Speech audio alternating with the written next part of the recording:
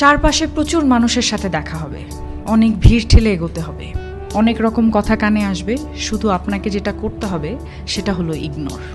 জীবনে কিছু মানুষ আবর্জনা ছড়াতে আসবে, তাদেরকে আগাছার মতো উপড়ে ফেলে দিতে হবে।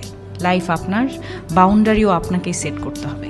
নেগেটিভিটি যেখানে দেখবেন সাথে সাথে সেখান থেকে দূরে সরিয়ে নেবেন নিজেকে। শুনতে খারাপ লাগলেও আপনার কাছের অনেক মানুষ আপনাকে খারাপ দেখতে চায়। তারা চায় সহানুভূতি নামক মলমের তলে একটু কাটা ঘায়ে নুন ছেটাতে। আপনি সিম্পলি সেই সুযোগটাই দেবেন না। অযথা তর্কে যাবেন না, বোঝাতে যাবার কোনো প্রয়োজন নেই। আপনার সামনে কেউ যদি বলে আপনি মূর্খ, তাই মেনে হেসে বেরিয়ে আসুন। ওই যে সময় আর এনার্জি বাঁচিয়ে নিলেন, ব্যাস কেল্লা ফতে। যে যা বলছে শুনে নিন, আর মুচকি হেসে শির দ্বারা সোজা করে নিজের সিদ্ধান্তটা নিজেই নিন। যারা নিজের সিদ্ধান্ত নিজে নিতে পারে তারা আসলে জীবন চেনে, বোঝে।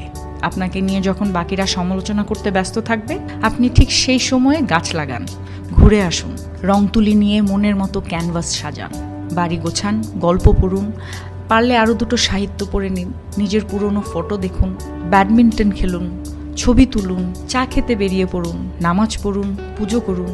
মোট কথা, তাদের কথায় রিয়্যাক্ট করবেন না একদমই। যা বলছে বলুক, আপনার কানে এলেও ফেলে দিন। দিন শেষে আপনি জানেন আপনি কি, কেমন, আর এটাও জানেন যারা বলছে তারা আপনার কাছে জাস্ট ম্যাটার করে না। ঠিক এটাই।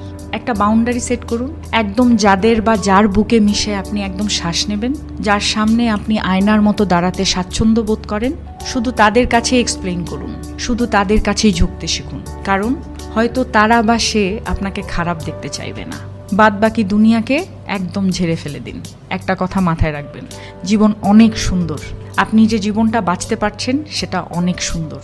আপনাকে শুধু মাঝে মাঝে বেড়ে ওঠা আগাছাগুলোকে মিটিয়ে ফেলতে হবে, অথবা কোণে একটা কাটাঝড় দেখতে পেলে সাইড কাটিয়ে চলে আসতে হবে। সব কিছুর উত্তর দিতে নেই, সব কিছুতে রিয়্যাক্ট করতে নেই, সবাইকে বোঝানোরও কোনো প্রয়োজন নেই। এগুলো বাদ না দিতে পারলে লসটা আপনারই।